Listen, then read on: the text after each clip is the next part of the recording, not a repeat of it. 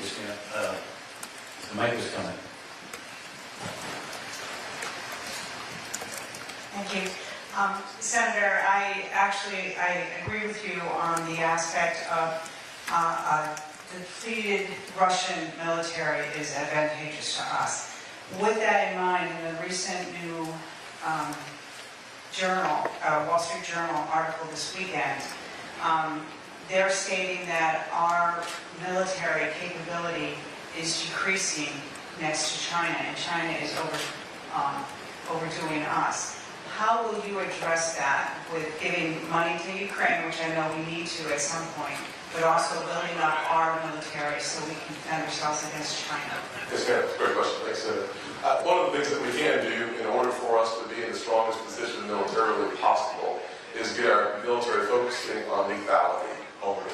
We need a single-minded focus within our military, period. Today we have lots of social issues creeping into the military that is bringing a focus away from war fighting and coming home safe.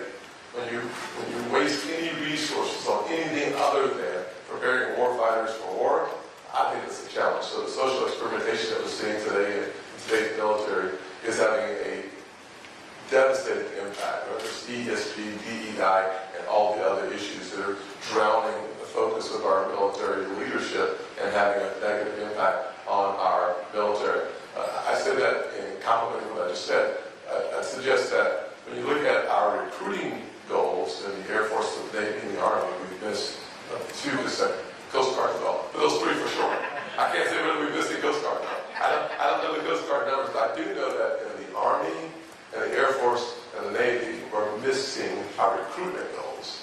Maybe we are in the Coast Guard as well. I'm not sure yet. You must have some family members in the Coast Guard. But thank you for your service. God bless.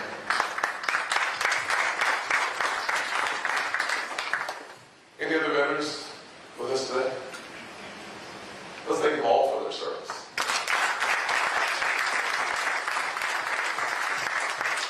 So, in those areas, those three departments, we certainly need to do a better job of recruiting, but one of the things that's lagging behind is we have put headwinds to young Americans who want to serve because they're looking at the challenges not in our war fighting, but in the social side of our military that's causing consternation, to include mandates from COVID vaccines. And so that stymied a lot of our progress that we were making. I'd also conclude that we spent about somewhere over $850 billion on our military. We need to increase our spending some there, number one. Number two, we also need to have a military that is prepared to handle multiple conflicts on multiple continents at the exact same time. And to get there, we're going to have a laser focus as a country. One of the reasons why we need to continue to degrade the Russian military in our best interest, because we see ourselves with only two near-peer competitors in the world that would be the Chinese military and what was the Russian military. We have effectively reduced that challenge to us significantly. Their fifth and sixth generation fighters are very competitive. The hypersonic weapons coming out of both Russia and China are a problem from our military perspective.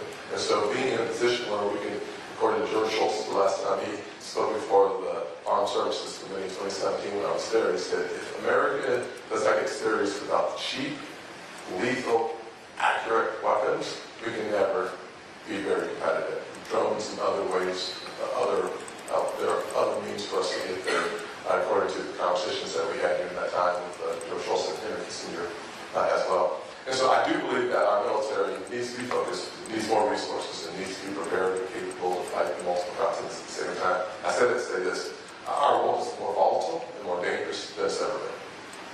You watch this new axis of evil that's rising between China, Russia, and Iran. It's been going on for years.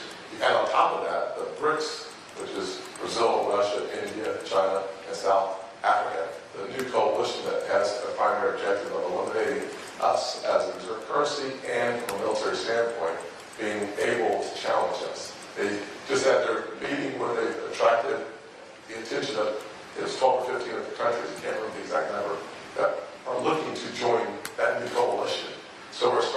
see these lines drawn. If we don't take that seriously, we are going to be caught off guard.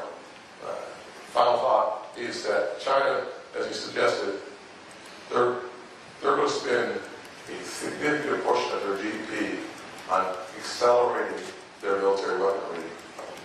We have to be very competitive with them, and we can, which is good news.